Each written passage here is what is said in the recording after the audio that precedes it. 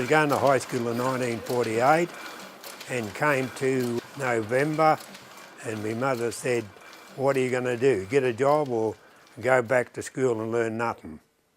And so this job was advertised, and I came here a fortnight before Christmas and been here ever since.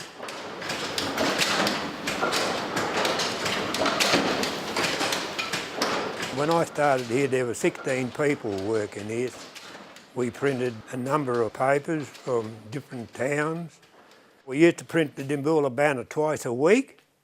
We used to print the Birchip Guardian, the Beulah Star, Minyip Guardian, the Matoa Dunmunkle Standard, Japarrit paper. We printed a rainbow paper for about 25 years. But besides the papers, we printed all the other job printing you can name, you know, pamphlets, history books, cookery books, raffle books, account books, docket books, all that sort of stuff.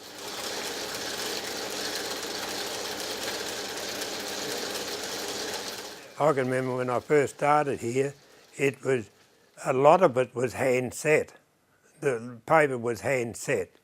The ads were all hand set out of single type. And my old boss used to put all the spacing between each letter in his mouth. And when he finished the word, he'd pick out a bit of space and drop it in.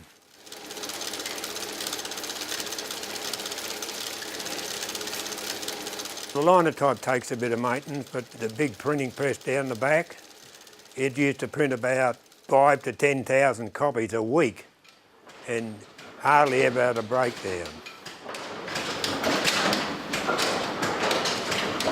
The machines were well here before I started, and some of them machines in there are over 100-year-old at least, and they're still operating.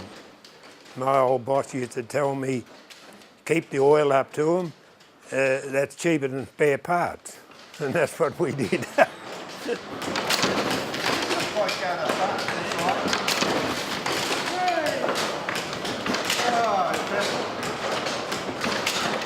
We can actually start the machines up and demonstrate how they actually work. There's nothing like seeing something actually working. I've sort of taken it upon myself to get really involved and try and learn as much as possible and hand it on to somebody else one day, we hope, because we're very lucky to have Joe here for all this time and still takes an interest in it and still wants to come and do our demonstrations and pass on his knowledge. It's fantastic. There's not many places you could be lucky enough to have that.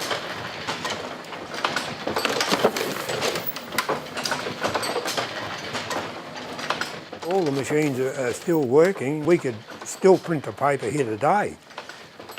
I think it's a wonderful thing that we could keep these things in a small town like Dimboola and show people what was done here and still to be done here.